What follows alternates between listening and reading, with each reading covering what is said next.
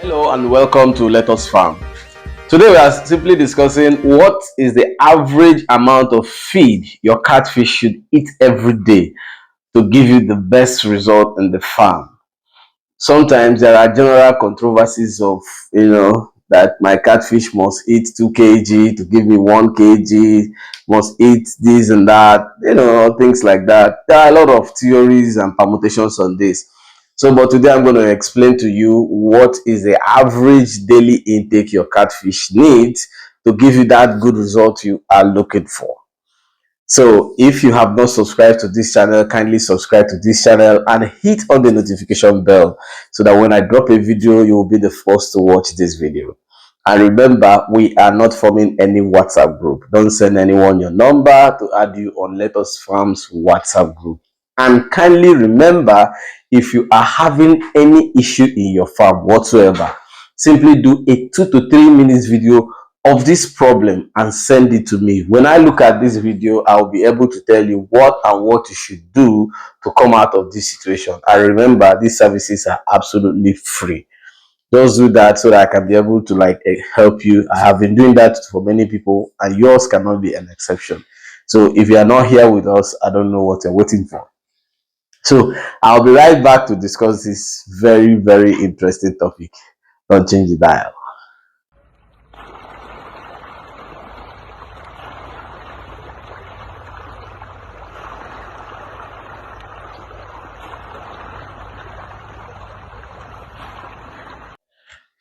Welcome back. So, like I said, we are looking at what's the average feed intake your catfish needs to give you that wonderful result that you're looking for. So, I'm going to start by giving you what the theory actually says. Now, theoretically, many people believe or may have read from somewhere an article what people put together that your catfish needs to eat an average of 1 kg to give you 0.5 kg of body weight. That is, they need to eat one to give you half weight and things like that. But in reality, this particular calculation is not correct. Now, I'm going to tell you why it's not correct, because sometimes you may not understand how some of these facts are being generated, and this is what actually misleads people, and they fail in trying to make success out of this business. I've always said many times, in cat feed business, mathematics don't actually give us the perfect answer for everything. You can use your mathematical calculation to look at maybe the dimensions of the pond and everything, but when it comes to the fish management itself, the feeding and everything, this is where mathematics sometimes doesn't really prove you right. There are reasons why this happened. Just like I said, the normal calculation that someone who just maybe read it in an article or went to school to see something and saw that, oh, they said is 1 to 0.5, and he puts this on his head and goes to do things, and at the end of the day he fails. And when he fails, he doesn't normally realize that it could be because of this calculation. So let me explain to you. You see, yes, theoretically the calculation is very right. Theoretically, just mind that language. I said theoretically. Why I said it is that in theory, when studies are carried out and theories are brought out, there's what we call that things are done in a lab environment. This lab environment means that the climate, the change, the condition of water, the fish, everything will be at 100% during this sort of lab experiment, and then the answers that come out from those type of things will still be geared towards the condition of where these experiments are carried out. But you and I know that 99.9% of our catfish farms do not meet up to 70% of what are these conditions in the lab. So automatically it means that what you generate from the lab with what you are now receiving from the outside may not really be the same. Now, in reality, when you are looking out for what is the average feed consumption my catfish should eat every day to give me the result I'm looking for, how I do my own calculation is this: for your fish to give you the best result, they need to be fed well, irrespective of any amount of feed that you are giving them. What matters most is that as you are feeding your fish, be sure that they are eating the feed. It's not really about wasting the feed, because if you want to waste feed, you get to the pond, you just throw feed and you get back. So I always propagate that you use spot feeding. I will explain spot feeding in another next video. To use spot feeding to monitor how your fishes actually take this food. So if you are able to feed your fishes every day to satisfaction, it's going to give you the result you are looking for at the end of the day. Now, let me explain something to you, because some people they say yes, that is true, but if you feed your fishes very well, you will not make profit. I sometimes I start to laugh, but this is this so that you can also understand it. Catfish business is a garbage in business and garbage out. What this simply means is that is what you put, you get at the end of the day. Now, what happens is this. For instance, if my fishes, I can be able to feed my fishes very well and monitor my feeding. I'm not wasting my feed. My fishes are eating my feed. And by 3 months, example, I'm having like 1.5 kg because I feed them every time they want to eat. I just go there, I take my time to feed them, make sure they eat.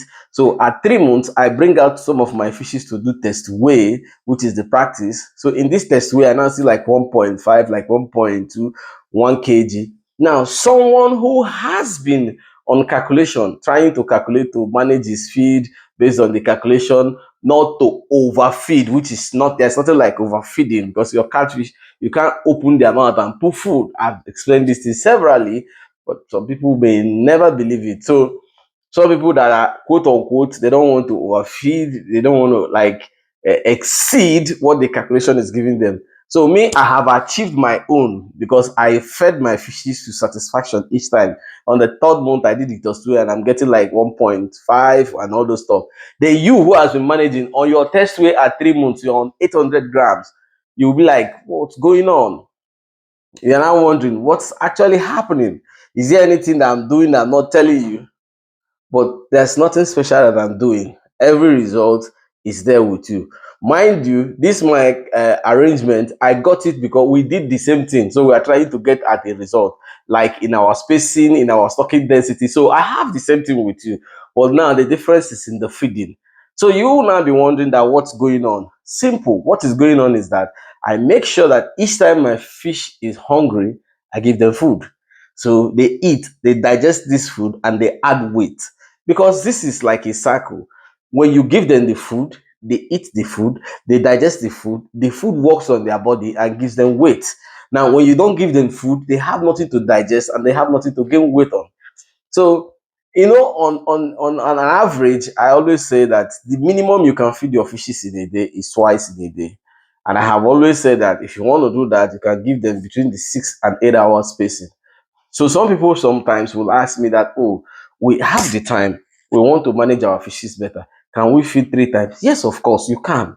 Because what happens is that by the time you extend your feeding to 3 times, once you are not wasting your food, because this is where it's very critical for you to understand feeding. If you feed and you are wasting your food, you are not doing any good thing to the fish. Like someone sent me a video one day, was telling me, I saw some remnants of feed on his pond. I was asking him, why did you pour excess feed on the pond? He said that he normally don't have time, so he puts it, and whenever he puts food like that, some will come and eat and others will come and eat later. I told him no, there's nothing like others will come and eat later. Fishes, they like to eat that food when it's still solid, but when the food floats on the water and soaks water, it gets soggy. They won't eat it. So that food will still go down to the pond and still constitute nuisance on the feed and even infect them. So why do it like that? You have to create time. Catfish business is a business that needs you to create time. If you cannot create time, put someone that you are sure that can create time to do it. That's how you achieve results. So the issue is very simple. The particular kg your catfish needs every day for them to give you result is feeding them to satisfaction each time you feed them. Take your time, relax, feed them, and be sure they are eating the food. So if they stop eating, then you stop feeding. Wait for some time, try it again. They're not eating again, just leave them. That means they are okay for the day. Reason why this happens sometimes could be that they've still not digest the previous food they ate, which could be as a result of many reasons. If your pond is overflooded with fish, it's a problem because they need to settle one place and digest food that they ate. But if you overstock your pond, they will be running up and down. They can't sit down and digest their feed. This is one. Then number two, sometimes people go to feed their fishes some rubbish inside the pond. These things are some very things that could be very, it takes very time for them to be digested by this fish. So it's a problem for them. So they now start to find it very difficult to, digest the kind of things that you have actually given them as food. And sometimes your feeding interval could be another problem. Maybe you fed them within the next 4 hours or 5 hours. You are going to feed them. All of them will not eat immediately, and you just pour the food there and just go away thinking that, oh, the other ones will come later. They won't come. Like I said, the food becomes soggy and nobody will eat it. It gets to waste. Then another reason, one of the greatest reason that will make them not to even eat your food, even when you have the money and everything to food, is your water temperature. When the water temperature drops very, very cold, these fishes cannot eat. It's just a few of them that will try to manage to eat.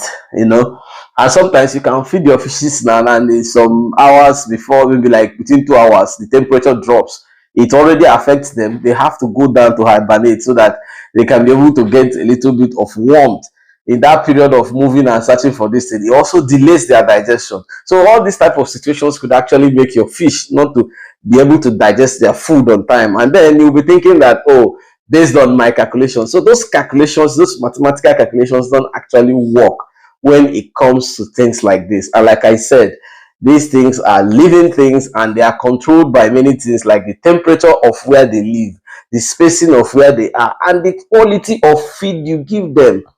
You don't expect someone who is feeding the fishes with very high quality feed to have the same result with someone who is feeding the fishes with chaff. Can be. So based on what is the minimum weight your fishes would eat every day, my advice, my suggestion is feed your fishes to satisfaction with good feed. That is the minimum they need from you a day. Do you have any question with what I have said? Are you still doubting anything? Please use the comment section. And is there any topic you want me to treat? Kindly use this comment section and I will be able to answer you. Until I come your way next time, this is Let Us Farm. So keep farming. It's a way of life.